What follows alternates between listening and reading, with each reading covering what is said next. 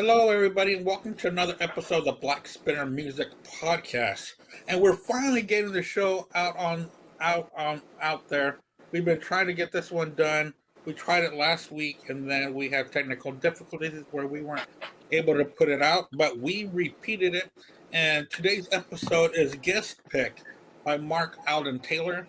And what we're going to be doing is the band KIX released an album in 1989 called Blow My Fuse, but we're going to be reviewing Blow My Fuse 30th Anniversary Edition, which is remastered and done quite nicely. Remixed. And remixed. Thank you so much. And let's go around the panel. Today we have Mark Alden Taylor from the Freeform Rock Podcast with us today.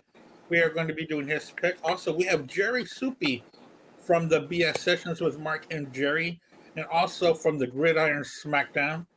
And also, we have Al Horta from the Be Cool or Be Podcast Out with us today. How's everybody doing today? Good. Don't forget about Charles. He'll get us later. Oh, yes, and Charles from BS Sessions with Mark, Jerry, and Charles. And he is under the weather. He was supposed to be here today, but he's under the weather. But he'll be back on tomorrow, where all of us will also be on a show tomorrow on the BS Sessions. We will be doing our top 11 Southern rock songs. And it's a good thing that Jerry brought that up, because I thought we were going to be doing top 11 albums. I had already had my stack. I was like, I got to pull everything out. So I'm still in the middle of that.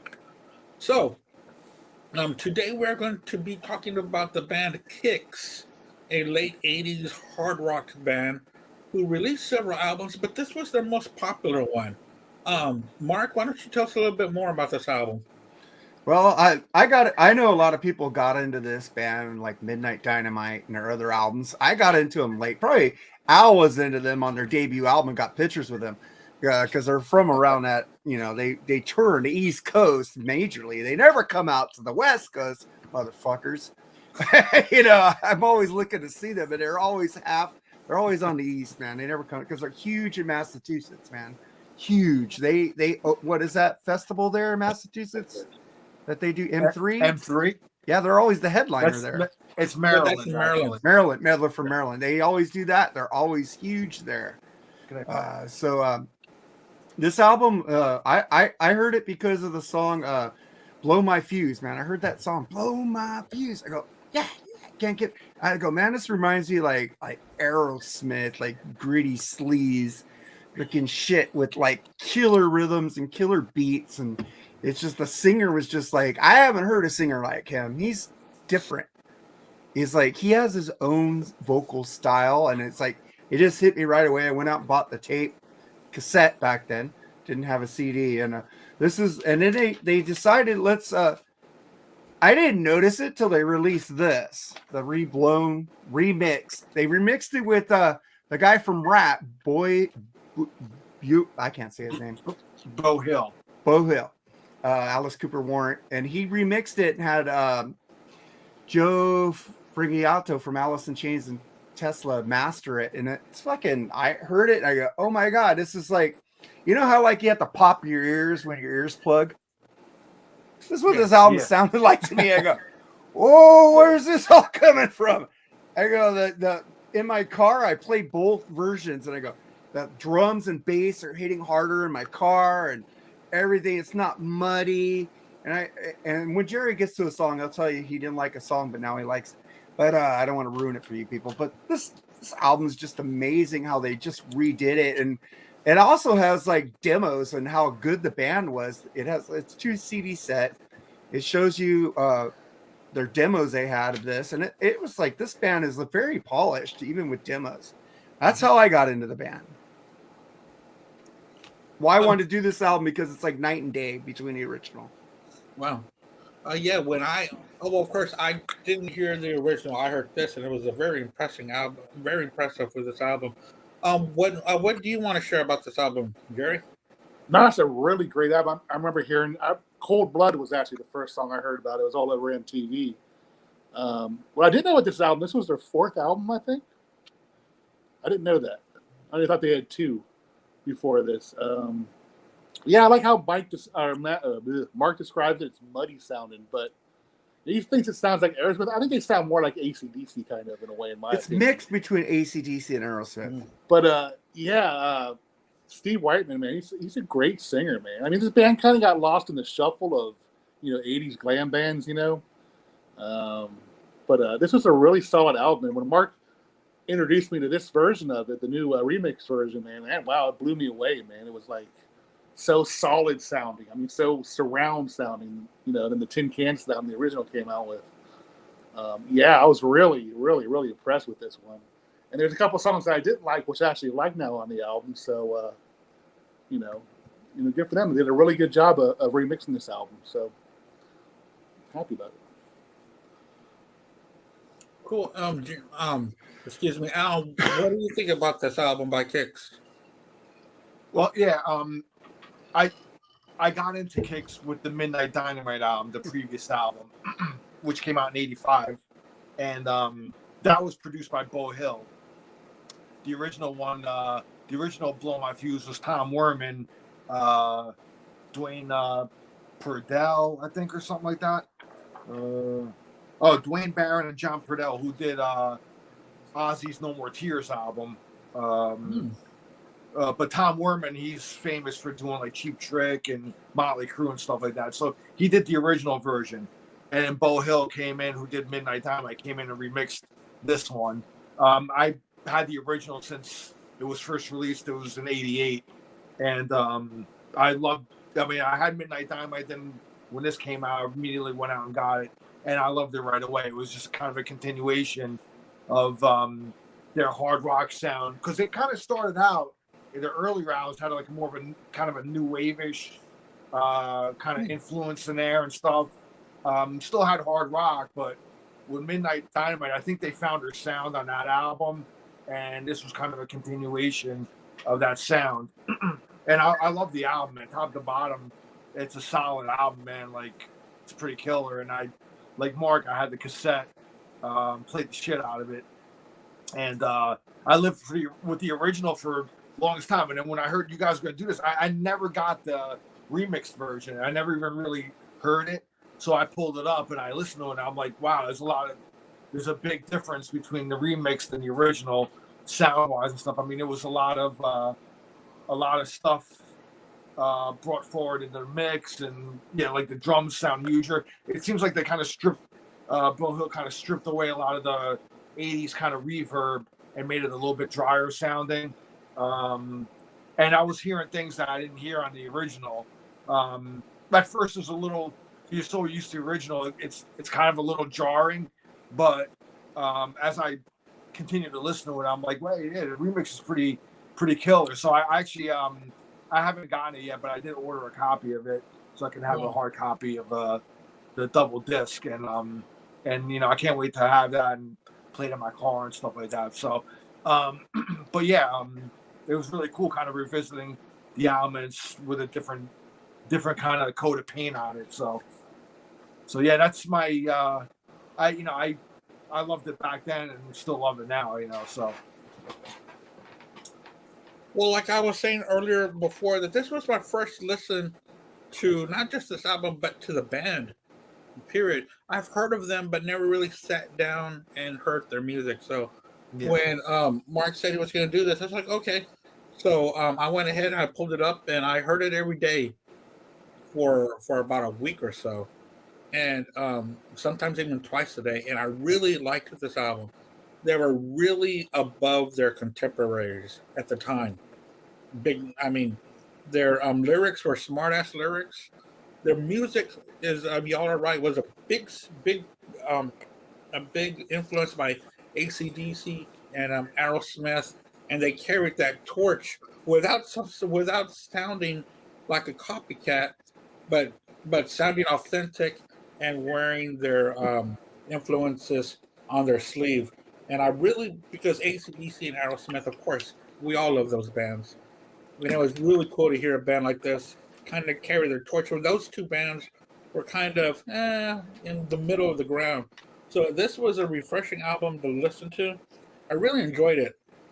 At the time when this came out, I was following a different genre. I'd stopped away from rock and started to listen to hip hop and rap and I wanted to give away my albums because I was never going to listen to rock and roll again.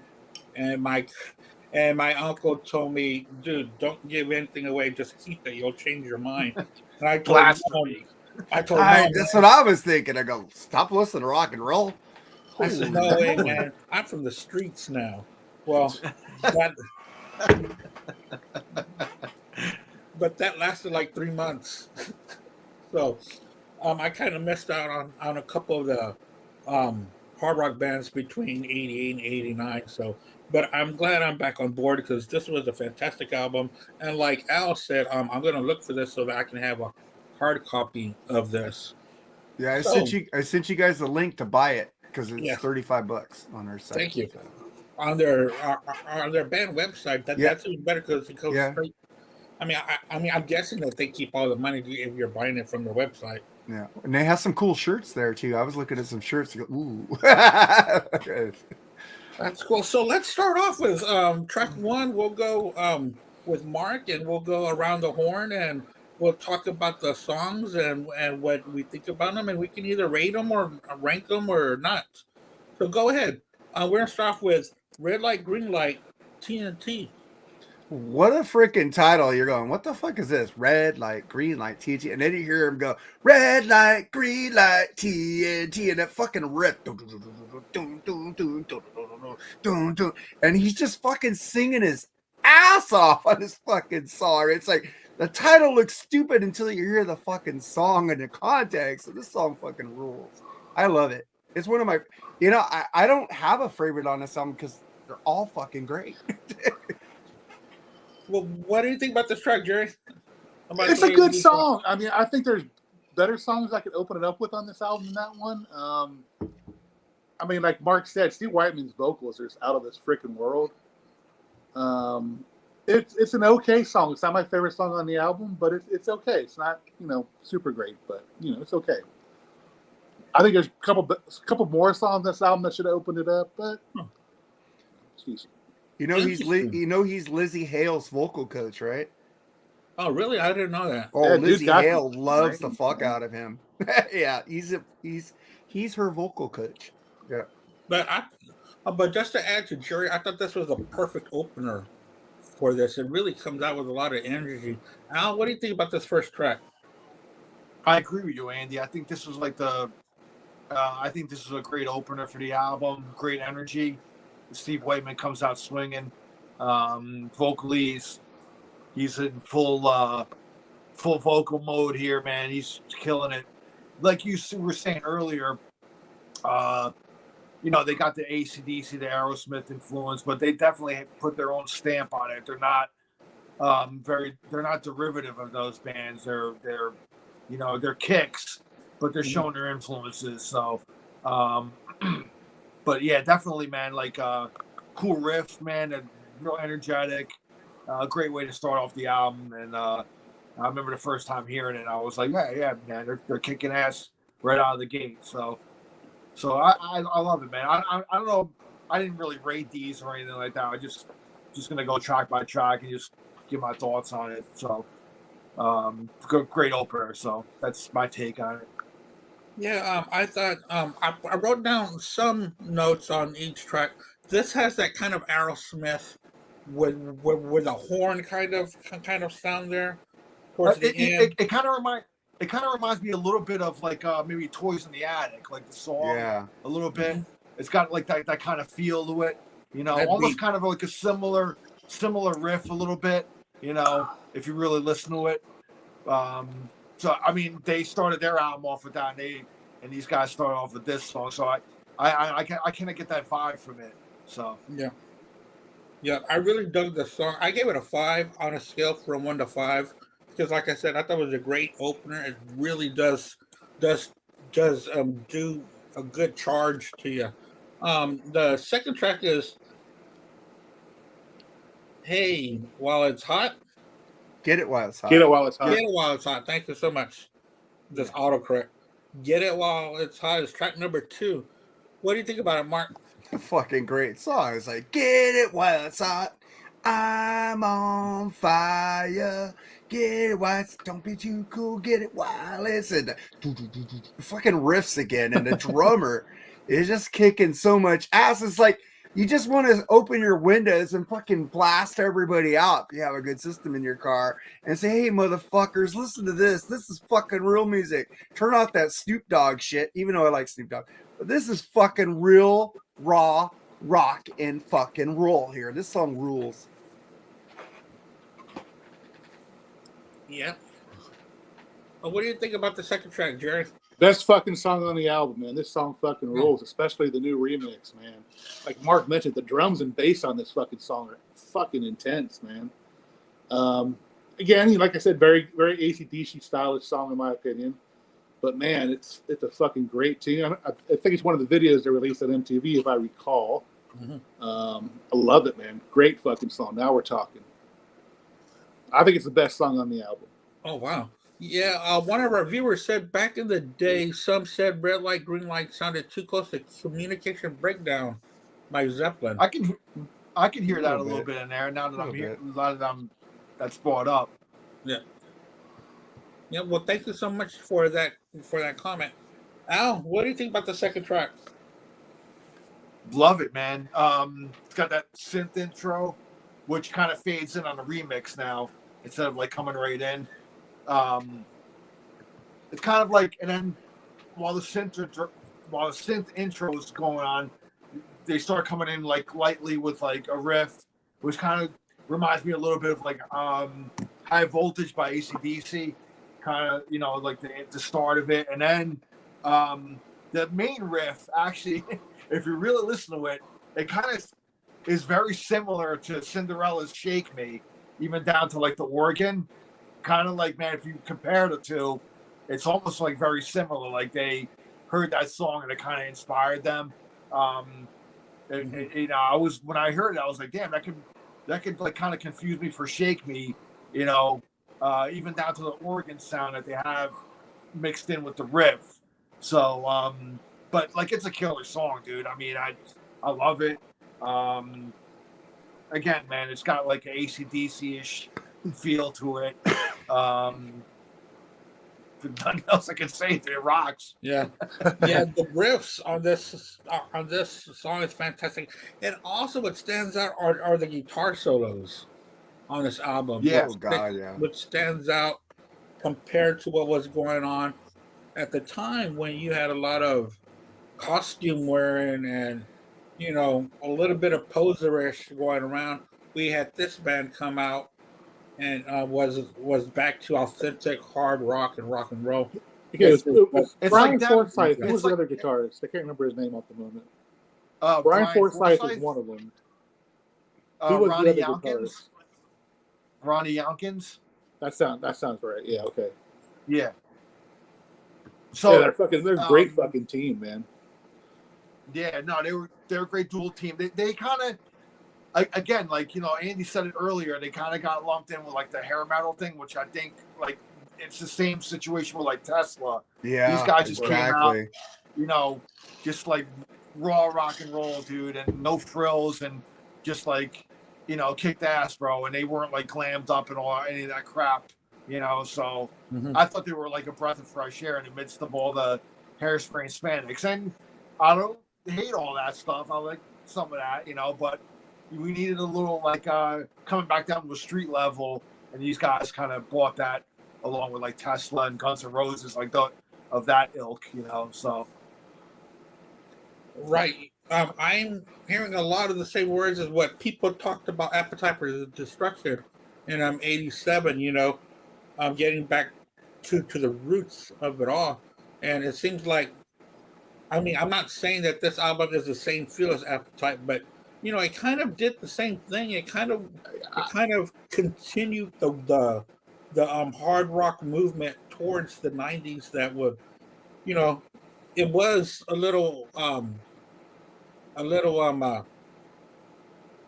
overshadowed by the grunge movement, but hard rock was alive and well at that time. There was a lot of movement in that kind of music as well.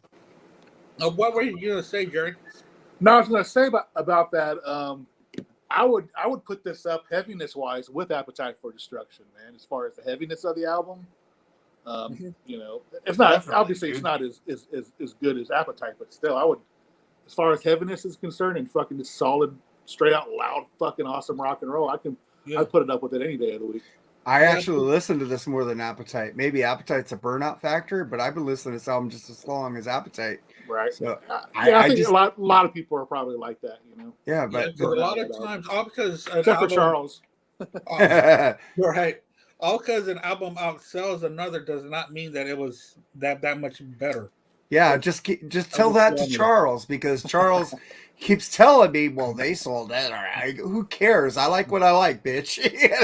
I'm just like, why do you always have to bring up the sales? The Backstreet Boys sold like 20 quadrillion copies. Is that better than this group? No. Come on. Track number 3, No Ring Around Rosie. Fantastic track. Loved the song. This was one of my favorites on the album. Go for it. Yeah, Mark, it's like, no, whoa. Ring around Rosie, bad girl. And there's a harmonica in here, right? Fucking kick-ass harmonica. He's going like Steven Tyler on this fucking song here, man. I had actually wanted to listen to. Is that a harmonica or a fucking guitar, man? But the thing is, the guitar is blending with his harmonica. Yeah. It's like, it's fucking a great fucking dude. Every one of their songs you could just sing along in the car with. It's like, no, whoa, ring around Rosie, bad girl, and that beat. It's like, fucking, it's just like, and then he comes in with that fucking harmonica and fucking, the song is like fucking blues, hard rock, heavy metal. I fucking love it. It's a great track. And I was thinking, you know, is this part 2 to A Whole Lot of Rosie? You know, yeah. Between her story, maybe they got the idea for Rosie. Yeah. I was gonna say that too, man. So, what do you think, Jerry? This is my second favorite song off the fucking album, and listening to the remix of it, man, it was almost my first favorite. It sounded awesome. The fucking leads are amazing, and like Mark was talking about, the fucking harmonicas just blazing, dude. Yeah. Steve Whiteman, man, can fucking play, dude. Talented dude. Let me see here. What do I got down? Yeah, this is kind of I was gonna say this earlier, but it's kind of weird seeing a band that has a bass player, well, except for Maiden, that writes all their songs. Donnie Purnell, I guess, wrote all the songs off this album. Man, what a fucking great songwriter is as far as good rock and roll, dude. Yeah. And this song just emphasizes what KIX is, dude. Fucking solid rock and roll, man. I remember partying this album so hard, dude. Yeah, like you guys had the tapes. I think it was one of the first CDs I ever owned was this one, man. It's a fucking great CD, and that's a great tune. Very AC/DC-ish, which is not a bad thing, like I said earlier. Fucking love it. Hey, Al? Hey, Al, can you hear me? Yeah. Do you want to back out and come back in? Yeah, I was just gonna say that. Let me back out. I'll come right back in. Okay. All right. Another thing, I You don't think can definitely hear the fucking remix on that song. Did AC/DC ever play harmonica? No. That's totally Aerosmith right there. Catfish dude. or fucking That's totally Aerosmith right Brian there. Johnson or fucking Bon Scott playing the harmonica, but you never. Yeah. No, they didn't play the harmonica, man. That's just like they're a hybrid of AC/DC. I just hear AC/DC. I mean, I do hear Aerosmith, but I hear more AC/DC than Aerosmith than these guys. I hear a mixture of both. I do too. It all depends on the riffs. The riffs. And that Donnie guy, dude. If you heard their last album, dude, it's fucking killer. What is it? Rock Your Face Off, that's released in 2014. That he didn't write one song on that. That album was fucking killer as fuck too. Yeah, last I heard about these guys was they were painting billboards somewhere. That's the last. You haven't heard Rock Your Face Off? No, man, I didn't hear. You haven't heard Love Me with. You haven't heard Love Me with Your Top Down? I have a feeling I'm going to tonight. You don't listen to anything I give you. So yeah, it's good. Go look it up yourself. That's a good album. I have that CD, man. It's really, really So do good. I. And yeah, Rock Your Face Off. And then they don't have, like you were saying, they don't have Donnie Purnell, but they still came out with a killer album, even though he was the main songwriter. And and he's not in the band anymore. Yeah, they came out with a really, really solid album. Going back to No Ring Around Rosie, Yeah. killer song. Like Jerry said, like, I mean, the remix really brought like Big the time. guitars really to the forefront. It's like, I don't know, man. It's like they lifted a veil off of the album. Like it was kind of like muffled, like the original, like, and it's like so much clearer now and stuff. So, yeah, it's got. I was gonna joke around saying, it's kind of like a sequel to Hold On to Rosie. It's got that AC/DC ish feel again, but yeah, it's killer. And I was gonna say before that Mark was joking about, I probably have like pictures with the band and everything. I actually have never seen the band live, believe it or not. Wow. I was supposed to see them last Thursday, and they canceled because of the drummer had a heart attack. Jimmy Chalfant, I spaced on his name. And I mean, I know you guys were going to do the show on Wednesday. I couldn't do it, unfortunately, because my mom was in the hospital and stuff like that. But anyway, the next night I was going to go see them, and they postponed it, I think, till like February here in New Jersey. So I've had tickets to see them in the past, and every time something's come up where I couldn't see them or something for years. And I'm like, dude, I'm like cursed. I can't see this band.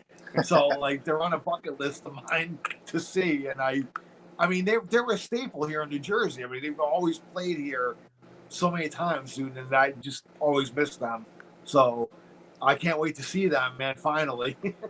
Hopefully I'll get to see them and nothing gets in my way. But anyway, that's my take on the song. It's a killer song, you know, so it just continues the album, which is a fucking great album, dude, you know.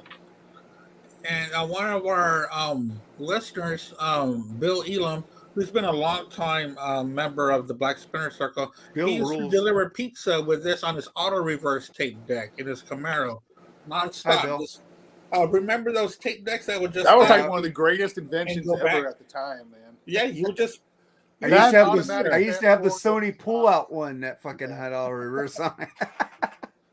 Remember the pull-outs? oh yeah, Yeah. yeah. And I remember the tape deck. I mean, that little tape thing that went to your Discman, and then you would Yeah. put the tape. Oh, I thing used in to there. have the thing connected to Yep. my screw on the passenger seat where it held it up, the little Discman. Yeah. Yeah, I had all that shit with the little cassette. Yeah. yeah, I loved it. I loved all that stuff. I And had now- the first CD players that when you go over a bump, it fucking skipped. Yeah. Fucking sucked. And now new cars don't even have CD players anymore. New cars suck. I hate my new car.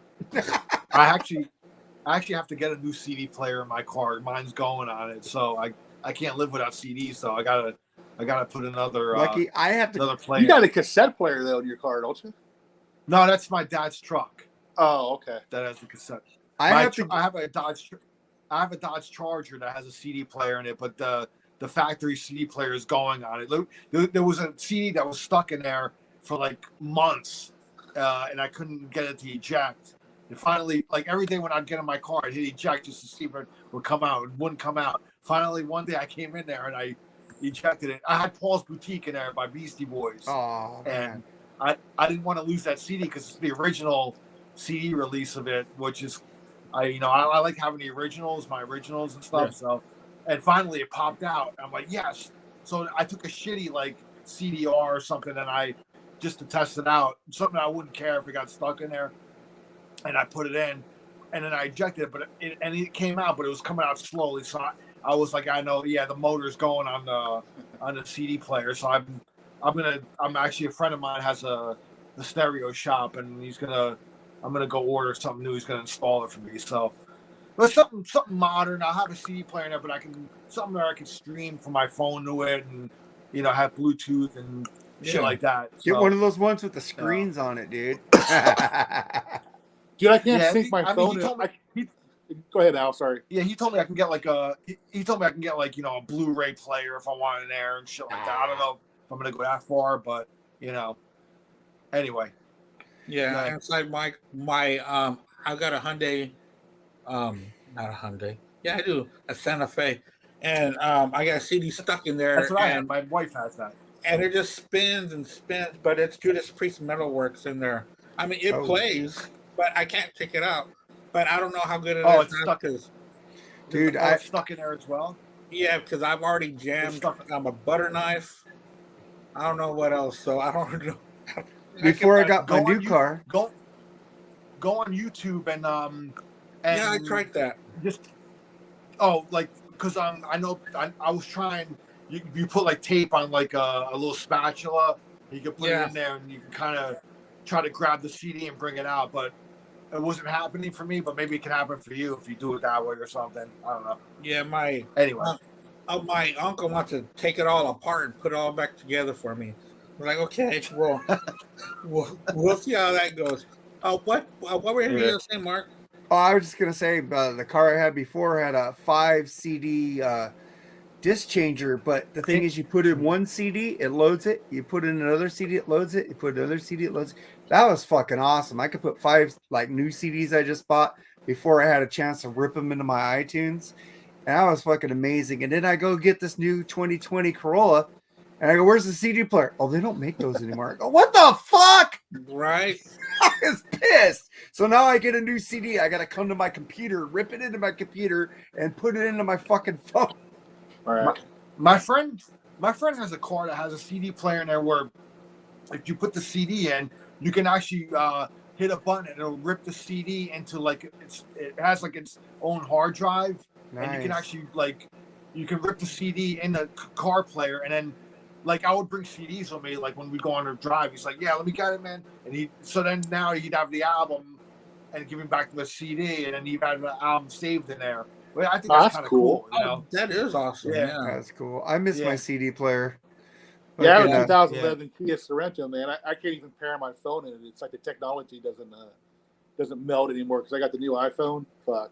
there's no updates for your software on your player. Tried everything, man. Just won't pair with it. You need a new stereo. But I got a CD. It's got the CD player, so I'm still cool with it. It's all right. All right. That and satellite radio does the job for me. So I've become a very good driver with earpods on. I never thought that I would, but they seem to be going pretty well. Because in fact, today I was listening to some of our shows that was on Rat Salad Network. Because sometimes I do listen to them and take notes of how I can improve and stuff. And I was hearing the KTEL 1981 show. Yeah, Mr. Wayne Noon, he ain't uploading till after frickin' January, so I ain't even sending him the audio anymore, fucker. Yeah, I saw that. I saw where's the other ones because we've been doing quite a bit. But you could watch it on their Rat Salad Network. But fuck that fucking YouTube channel. Go to Mark and Jerry and Charles YouTube and watch it. Give us views. Fuck him. We're track 4. This was one of their big hits, even one of their biggest hits. If y'all want to correct me about that, don't. yeah, close definitely. your eyes. Biggest. Yeah. That was number 11 on the Billboard charts. Yeah. Oh wow, really? It reached number 11. Yeah. Don't close your eyes. Why don't you tell us a little something about this track, Mark? That's a fucking great song. It's about suicide. A great fucking song. It's not a ballad, man, because a ballad isn't that dark. Mm-hmm. It's a fucking dark ass song. It ain't a love song, man. But it was still labeled a ballad, though. Yeah. I was all over wasn't, those hair though. metal ballad CDs and everything. But it wasn't a ballad compared to fucking like Heaven and shit that came out around then. This isn't a ballad. Listen to the lyrics. It's fucking dark as fuck. It's a great fucking song. It wasn't fluffy like a power ballad. It wasn't fluff like a power ballad. It actually had substance to it. Yeah. But yeah, you're right. It's a great fucking But track. you know, that was the. Yeah, I mean, go I ahead, never really Mark. cared for the interrupt you. original that much, but man, this remix version's fucking pretty awesome. You guys listen to it with headphones on in this album? Man, it's oof. Oh yeah. I love that. It was like they added a hum to the keyboard playing. I didn't notice that in the original if that was even there or not, but you know, there's humming in it now. It sounds more fucking full. Doesn't have that tin can sound like we talked about earlier. I like the song now. I like this version of it. I didn't really care for the original version. So, yeah, it was all over MTV, probably their biggest hit. So a great song now, you know. I just wonder if chicks were dancing to it back then and didn't know what they were actually talking about. I'm sure Probably. a lot of people don't pay attention to the lyrics. I always did. I just go, my God, back when this came out, I was going, oh my God, they're talking about suicide. They're talking about this. But these fucking chicks are going, this is my jam. I go, you know what they're talking about? I danced at this at my prom. I'm going to request this. What about you, Al? What did you think about this track? Don't Close Your Eyes. Well, you know, I mean, 1988, it was the formula. Pretty much every band had to release a ballad to get a hit, and this was a big hit for them, their biggest.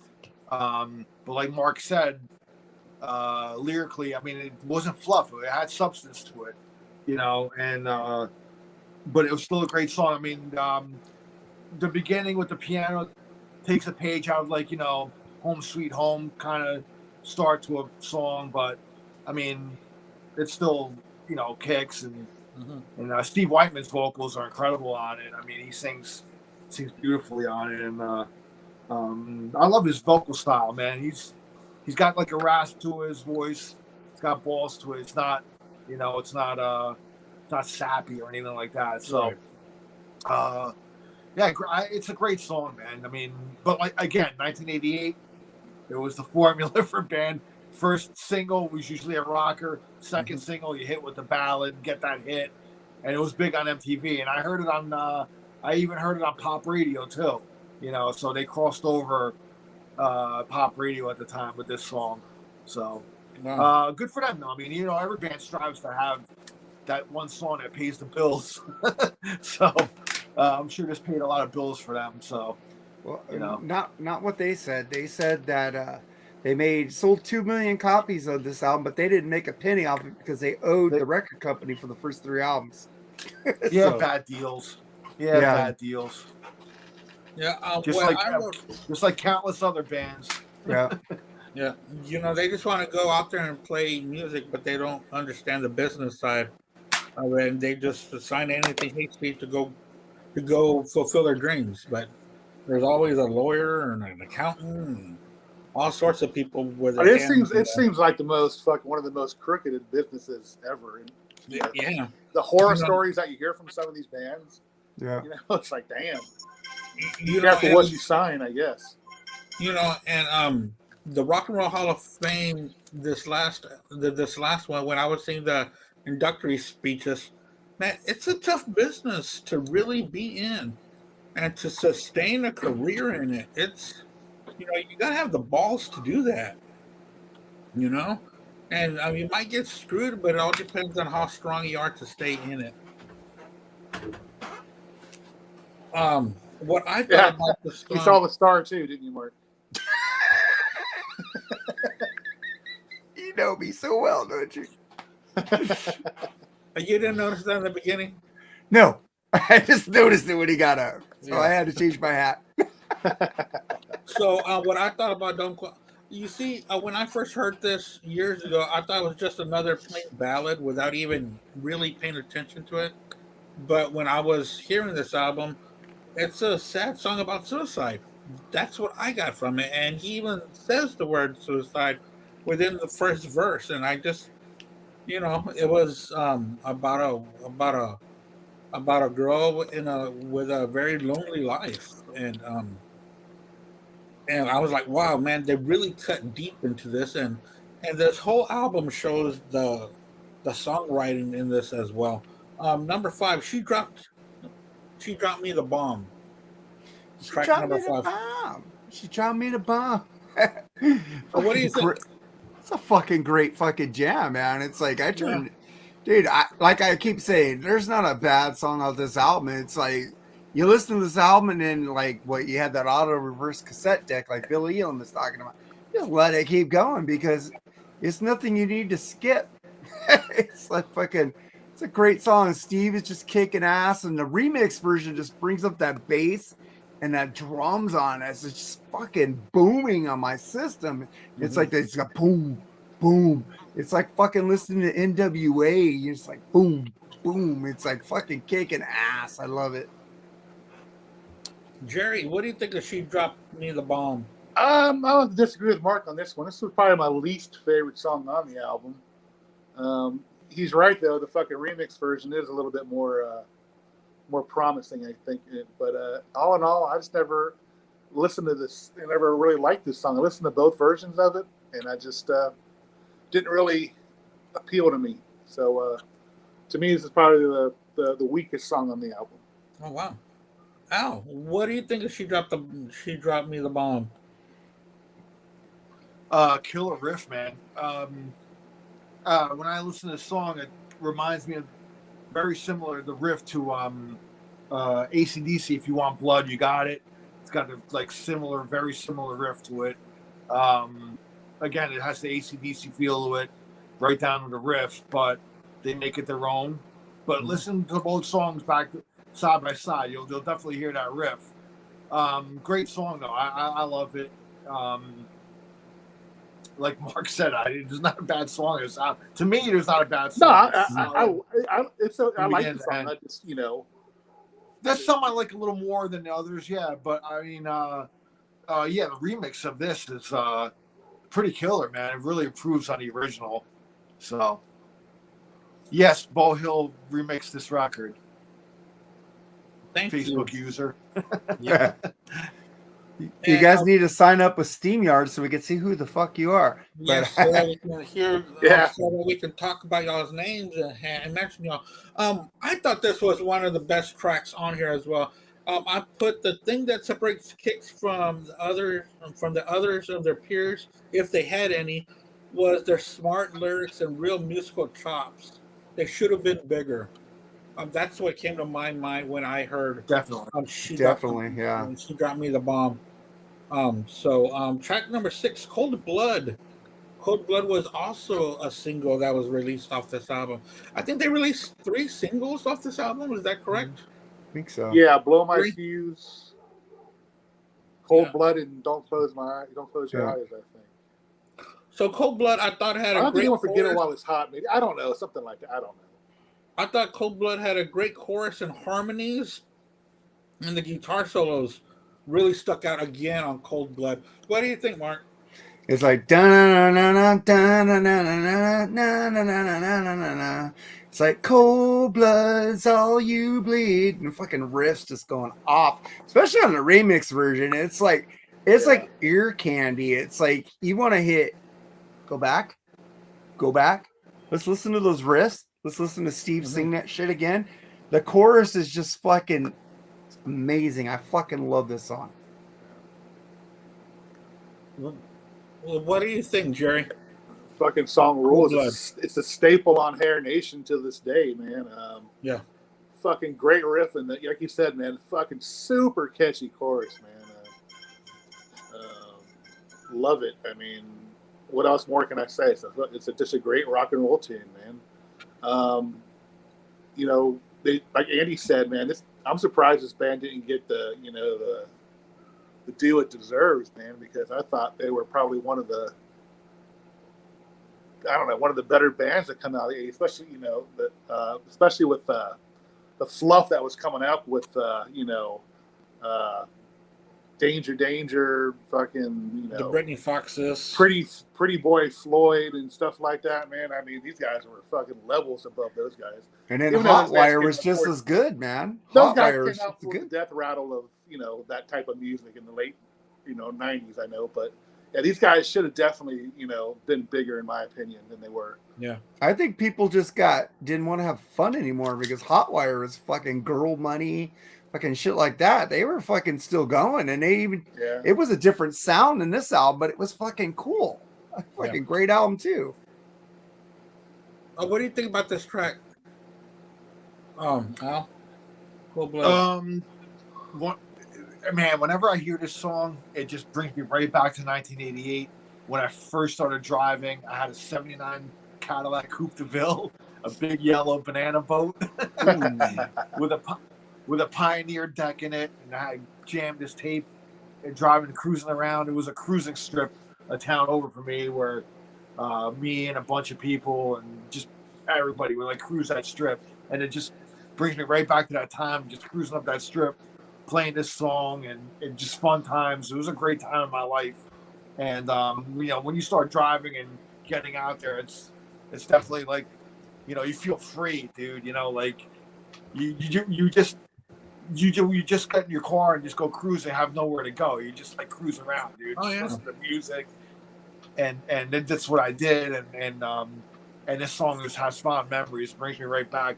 So whenever I hear this song, dude, it brings a smile, always brings a smile on my face, and brings me back to those fun times and the fun carefree times. You're still living at home with your parents, and you have not a care in the world. No care in the world. Yeah. You know what I mean?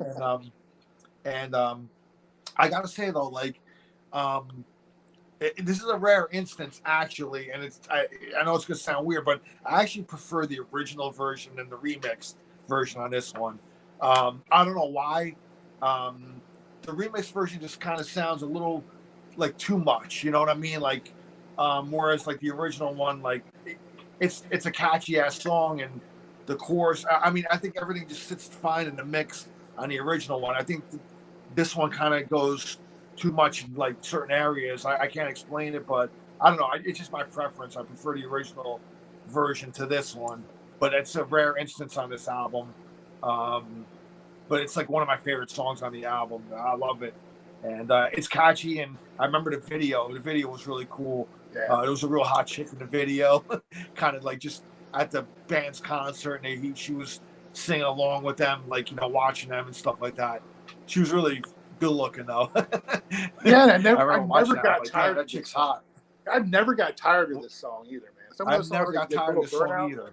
but I never got tired. There's no yeah. Every time it comes on, man, I never change it. Yeah. I always gotta listen to it. So, yeah, I love the song, man. One of my favorites on the album.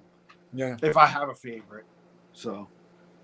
Track number 7, "Piece of the Pie," to me was just a code by number song for me personally, and I was kind of surprised with so many great tracks that this was kind of not a hidden gem at all, but just a track to be hidden. What do you think, Mark? "Piece of the Pie." The lyrics are totally Aerosmith. Hard, get it, little teaser, not yet. Down on 9th Street bar, parked in the backseat of my car. Steam, I can't breathe, hot and sweaty. Josephine, now give it up. Well, I could never get too much. We get you on the get you do some karaoke at Rockin' Pod, dude. Oh, dude, I suck. Did you hear me do the freaking what was it I did? I did freaking Iron Maiden bad karaoke. It was horrible. But yeah, I like this song. It's a fun fucking sexual fucking the cream starts to rise. Just don't make me cry for the piece of the pie. I like this song. It's not my favorite on here. This is kind of maybe I agree with you a little bit on that, Andy. It's not a throwaway song because I listen to it. That's not a bad song on here. Right. I like this song though. Oh yeah, I'm not saying that it was a throwaway, but it was kind of hidden away from so many great tracks. That's true. It's like you're like, you were expecting, especially after Cold Blood, in between Cold Blood and the next track, Boomerang. You're like, you were kind of underwhelmed from what else was around it. Is maybe a choice of better words.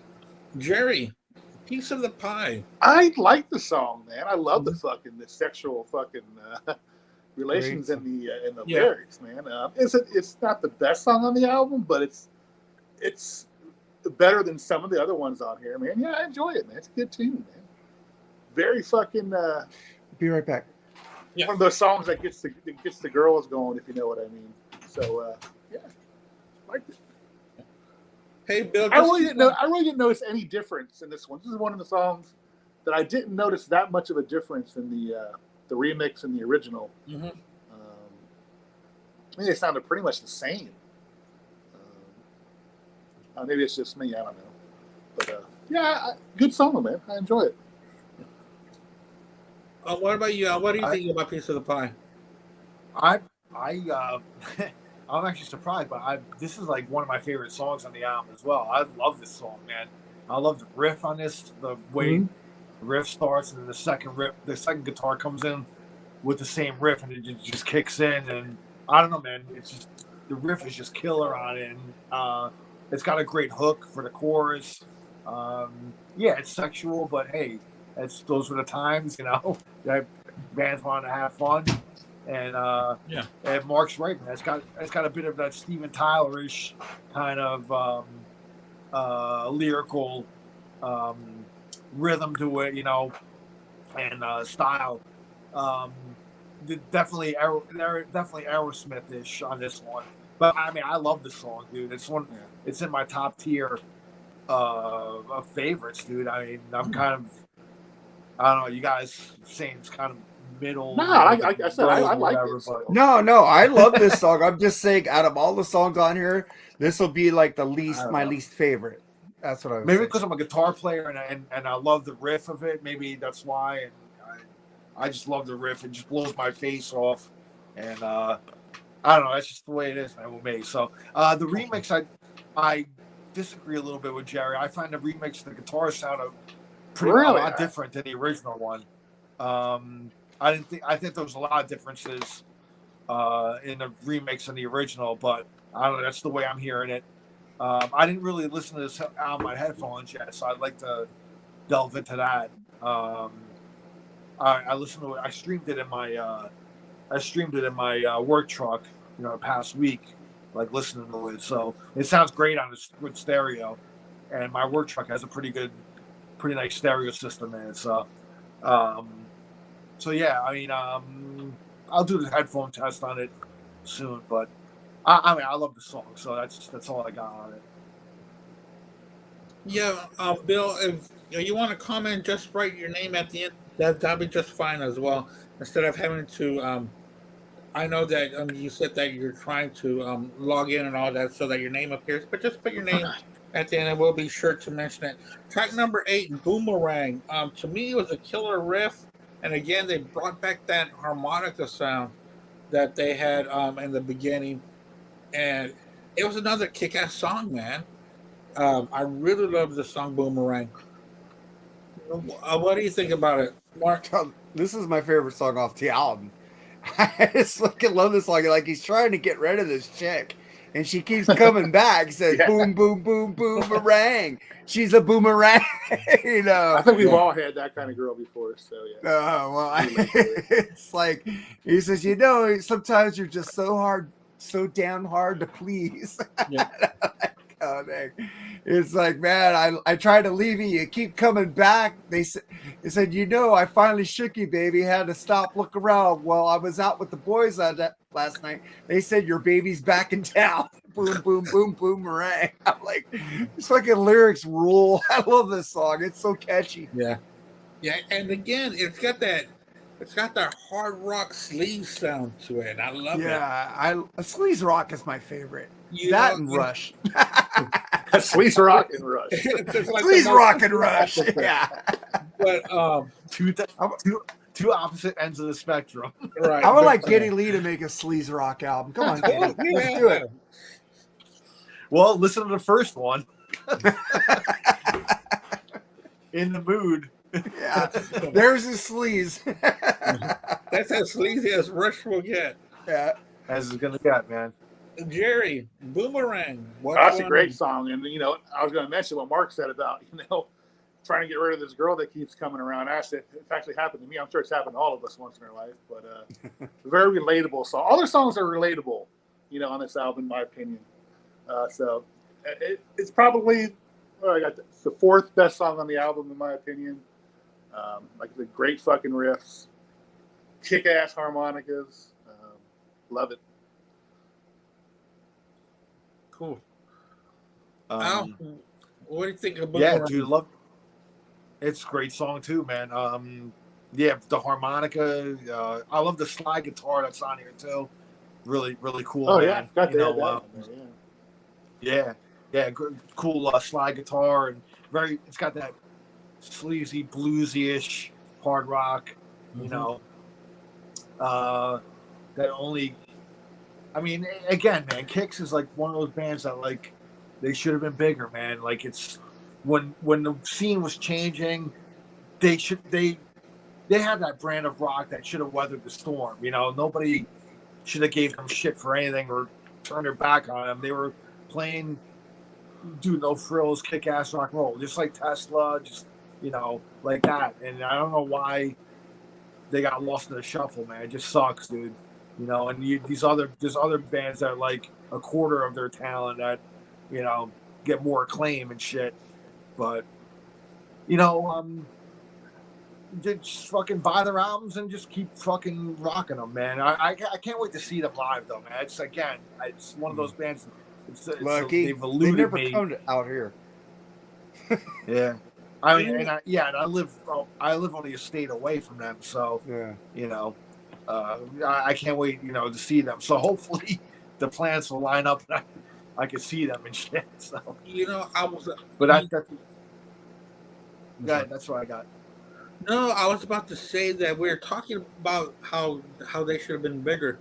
I was reading where Poison would watch them, you know, because they were in the same East Coast, and then Poison got together and they moved to L.A.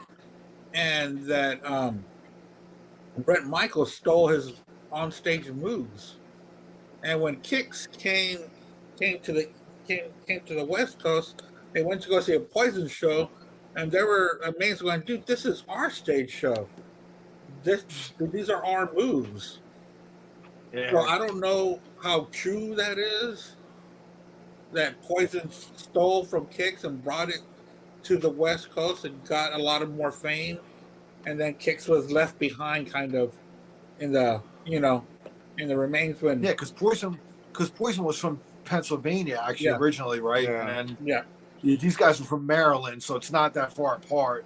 So Right. yeah, they were probably coming up in the scene At the same time, I think KIX predates Poison a bit though, but right? But yeah, I'm sure like them guys would probably, you know, I'm sure KIX played Pennsylvania countless times, you know, and I'm sure the guys in Poison saw them, and I could see that. I could see that now that you brought it up, you know. But hey, man, I mean, everybody borrows from everybody, and it's all about who can get it out there first. I don't mean to it's all sound. luck of the draw, man. I don't mean to sound mean or anything, but I think I blame this whole grunge thing on fucking psychiatrists giving everybody Prozac.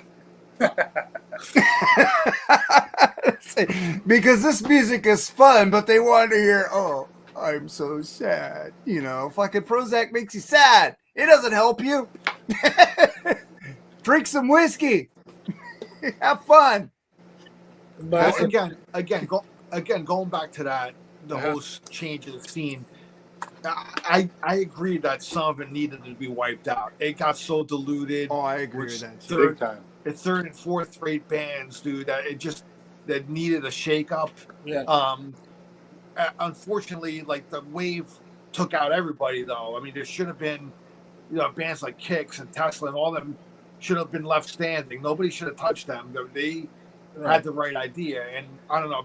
It seems like, you know, people who the sheep that like have to follow everything. They just, you know, and MTV had the big influence on that, man. It's like, you know, you deem something uncool, and people have to fucking follow that shit. You know what I'm saying? Yeah. I don't.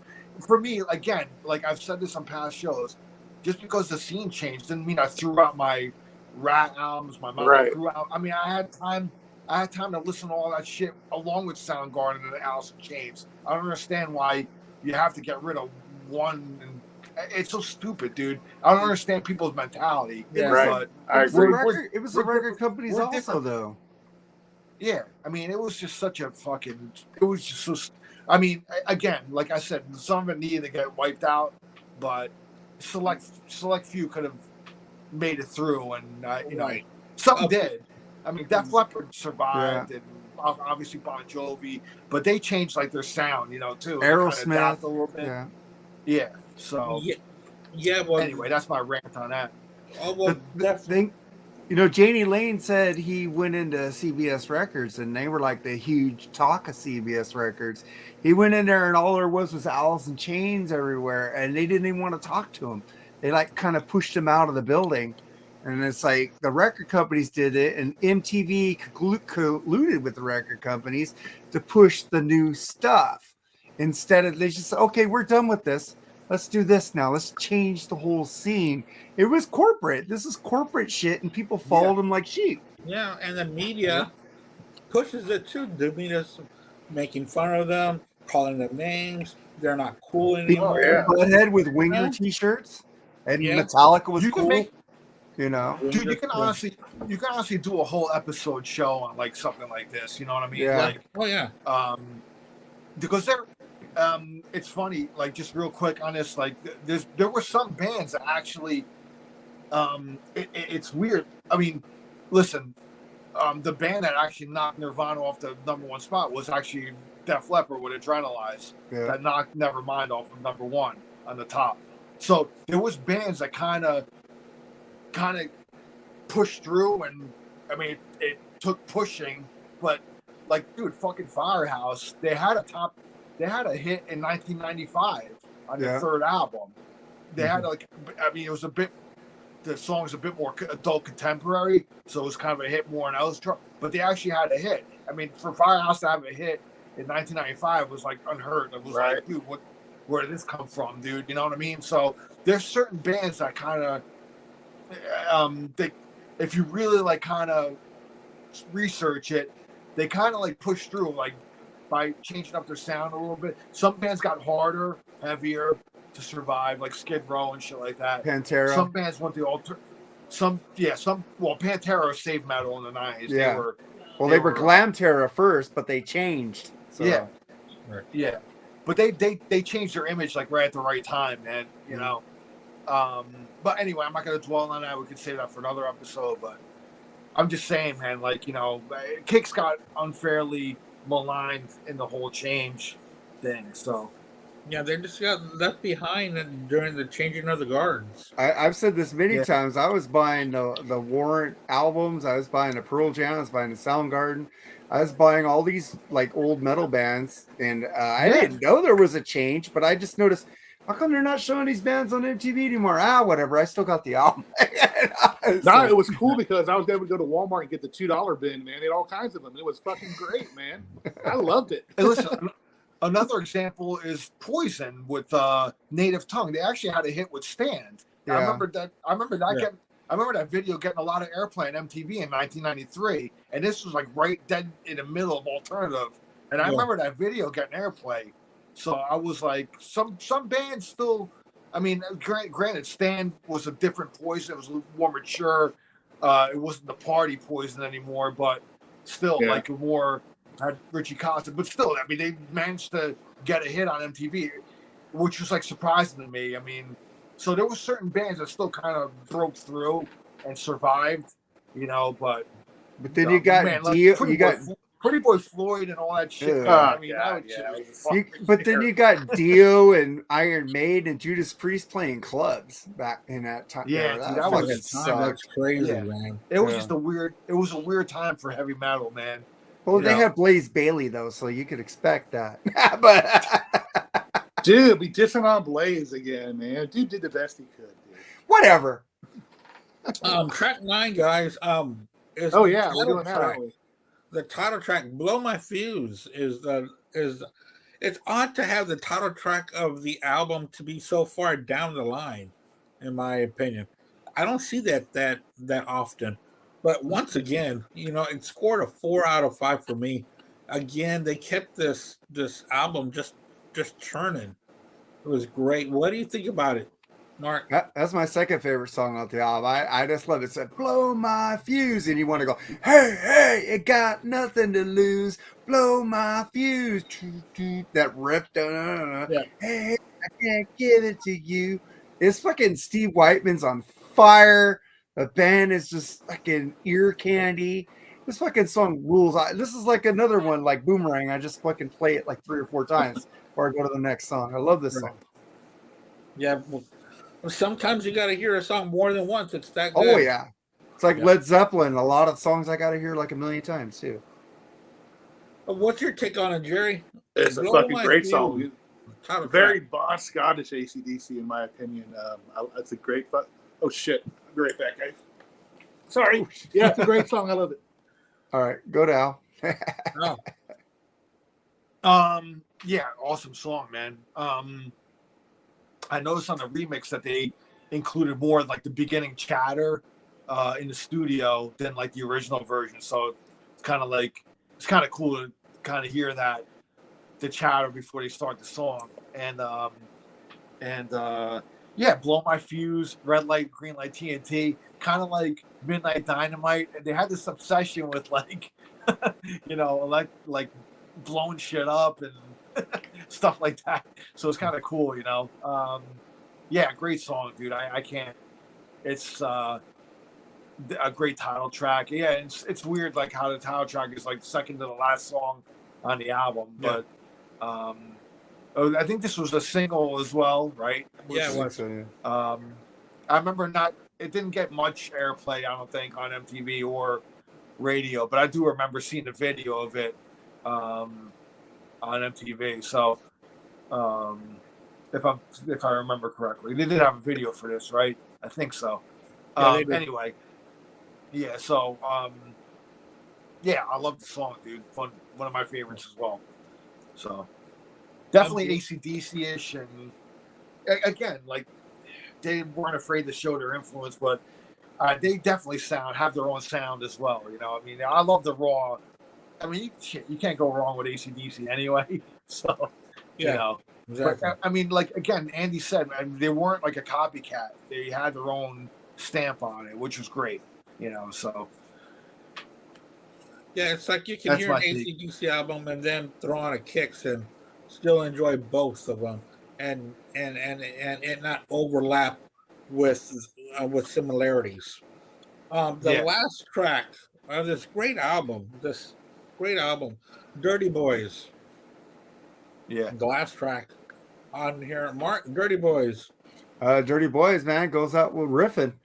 Fucking this song is like a fucking fast moving fucking song. If I can just get you fucking want to moving, and then it fucking ends, you go, fuck, I want to hear this fucking album again. It's like it makes you leaving for more. Which if you ever listen to Hotwire, they fucking give you fucking more on Hotwire. Girl Money, fucking great fucking album too. And fucking you guys all need.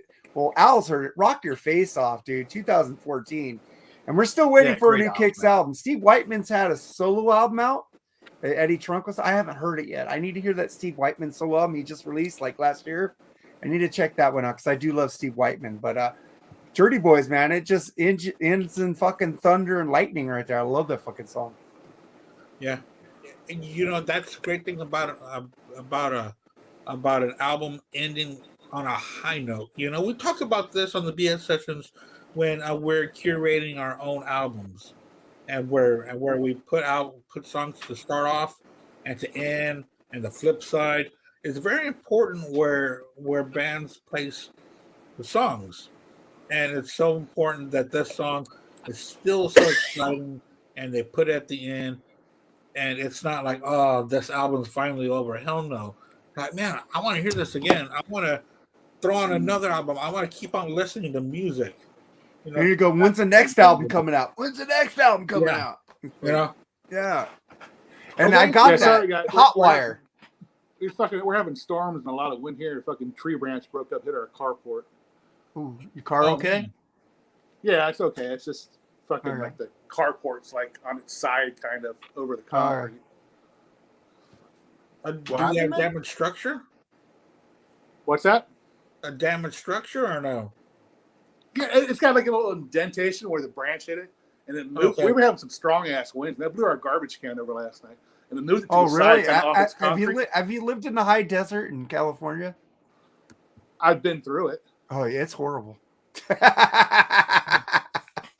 And here in Rancho Cucamonga, winds all our freaking trash cans blow, our freaking backyard furniture's everywhere.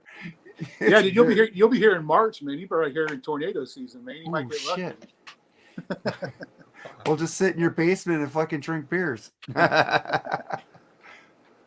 I wish I had a basement, man. But really Dirty do. Boys. I know. I always wanted a basement. There's no basements in California. This is kind of weird. My basement, it's kind of like on a hill. So one side it's in the ground, but on that side it's like you can go outside. It's where it's on a hill. Kind of. Oh wow. Yeah, it really won't protect you for a hurricane tornado because usually the winds come from this side. So this really isn't a safe basement. My cousins in Michigan, because down here in Texas we don't have basements, So when I finally went up north and went to Michigan, I must have been 12 years old. I was amazed of these basements that they had. They're all like, it's just another Oh, room. No, I it's love not my another room. basement. This is like awesome. Oklahoma has basements. I've been to Oklahoma. Hmm. They have bowling alleys New in those Jersey, things. New Jersey has tons of them. Yeah, They got Yeah. everything. They have to have basements in Oklahoma, man, because they're constantly getting bombarded, dude. yeah. I mean, these long track fucking 20-mile tornadoes they get every year. Yeah. You know? Fuck. Yeah, well, it is Tornado Alley. I guess that's what they call it, right? Tornado Alley. Yeah. So, what do you think about this track, Jerry? I know that you talked a little bit about it, and then Yeah, it's a about the weather. great finish to the album, dude. It's a great fucking tune. Yeah. Yeah. Good, fast, killer ass fucking riffs. Yeah, I like it. So. Al, what do you think about Yeah, this track? Killer high energy paced way to end the album off. Just the way you began it with a high energy song. They ended with a high energy song, and it's one of the nice deep tracks on the album. If there is a deep track, there is deep tracks. I mean, most of it's like deep tracks anyway. Yeah, the whole album. But Basically, anyway, if you think about it. Yeah. Besides, don't close your eyes in cold blood. Really, Yeah, I love the song, man. And like Mark says, like when it ends, it's like, let's listen to the album again, man. Yeah. I had the auto reverse cassette in my car too, man. It would just flip back over and boom, we're off to the races again. So cruising up and down that strip, man. 79 Caddy. That's what I love. Fun times, man. That's why I love talking about this era's music, because it was a fucking great time in my life, dude. Young, partying, dude. no cares in the world, man. Smoking weed. Yeah. Smoking weed. I wasn't doing that yet. I didn't start doing Oh, that. that's right when I started. I mean, I fucking, I did pretty well with the ladies back then, so they loved my hair, so it was all love it. It was all about drinking beer and getting laid. Yeah, it was. It really was, man. I mean, now I just drink beer. Now it's Geritol and not Geritol yet, but backache. Speak for yourself. Leg aches and every ache, backache, arm ache, knee ache. No, People ache. Yeah. Yeah, it's like I don't want to That's get why around you that many people. People anymore. piss me more. why- People piss me off that's more why- than my body hurting. That's why you drink whiskey more than beer now, so you can numb the pain. Oh hell yeah! Yeah, and I'm done with my whiskey. Damn. All right, guys. Hey, man, thanks a lot for joining me tonight. Great pick, Mark. This was a great album. Yeah, I'm I'm glad I was able to make the show. So Yeah, thanks for introducing me to the remix. The remix is awesome. So. Yeah, and I did send you "Love Me with your top down" in your message. I had to. Thanks a lot for introducing me to this album, period, and to this band. Really, I really appreciate that. That's something new to me, and I really enjoyed it. Definitely. Also, thanks to Bill Elam. I'm glad you enjoyed this episode because we enjoyed doing it. They also have Midnight Dynamite remixed. How do you get like the person's name on this on the chat here? You got to sign into SteamYard and make an account. Okay. Yeah. Log in. I highly recommend listening to Midnight Dynamite. It's a great album too. And then the last one, Rock Your Face Off, great one. And then Hotwire was good too, man. So that Hey there, Bill. Those three albums, man. Midnight Dynamite, this one, and Hotwire. It's a good trio of albums, man. Totally check out Midnight Dynamite though. And the last album. Totally after this album, I lost, I became a dad, so I kind of lost track of, some of these bands until recently. Hotwire got lost in the shuffle, but it's one of those albums that I revisited it, and because I never got it when it was released, but then I went back and it's a cool album, man. Good album. Yeah. So cool. But thanks Andy for having me on, and I'm glad I made this episode. And good choice, Mark. That was awesome. Thanks for introducing me to the remix. I never listened to it, before preparing for the show. So that was cool. Awesome. And tomorrow for all of y'all watching, we'll be on the BS sessions with Mark, Jerry, and Charles, where we will be putting together our own Southern rock album, 11 tracks, and that's going to be a fun one. And next week here at the Black Spinner Circle, it's going to be Jerry's guest pick, and we are going to do Pink Floyd. We are going to be doing their second Division Bell. Yeah, we're going to be doing the Division Bell. I'm excited about that one. Grass is greener. Okay. I definitely want to be on that one. Okay. Are you going to be on with us tomorrow, Al? Tomorrow, I'm going to be on tomorrow too. So Okay, cool. All right. So I know who Thank to you. send the links to. All right, guys. And I'll be there too. And thank you everybody out there for watching. And for real, guys, thanks for being on with us today. I know that we had trouble last week, so thanks for still being there. Charles, we'll see you on the flip side. Get better, our friend, and we'll see you all feel better, tomorrow. buddy. Bye, He guys. was watching soccer all day and got too drunk, I think. Man. Get better. And maybe he just didn't want to do this album. Maybe. He's Who an knows? elitist. Yeah, he you know didn't that. seem overexcited about it. You know, he's an elitist and he owns it. Yeah, but then we're gonna be doing his Oasis in January. Oh yeah, I'll give him shit on that one. Dude, that's the I'll- best thing about this show. Like I told you, man. Like some of these, Al's did, great, and Kate's. What was Kate's band's name? I can't think of it right now, but it was good. Kate's middle brother. But yeah, I mean, I never heard of those two bands before, and they're awesome. So Yeah. I got both their CDs, and I enjoy them. So Yeah. thank you. All right, Because I've guys, been take it listening easy. to that middle brother a lot. Peace, man. Peace. All right, take care, guys. Have a good night. Later. Peace out. All right. Later. Bye.